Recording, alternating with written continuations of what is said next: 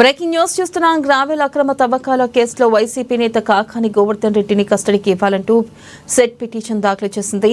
దీనిపై విచారణ చేపట్టిన న్యాయస్థానం ఆయన్ను 2 రోజుల కస్టడీకి అనుమతించింది. ఇక డీఎస్పీ రామాంజనేయులు నేతృత్వంలోని సిట్ బృందం ఇవాళ రేపు కాకానిని ప్రశ్నించనుంది.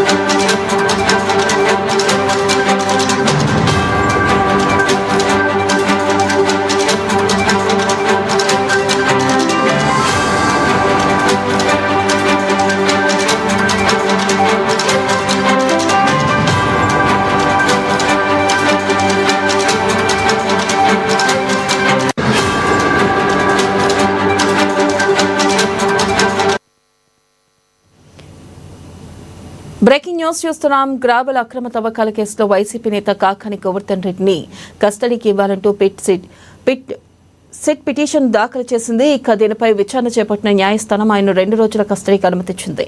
డీఎస్పీ రామాంజనేయులు నేతృత్వంలోని సిట్ బృందం ఇవాళ రేపు కాకానిని ప్రశ్నించనుంది.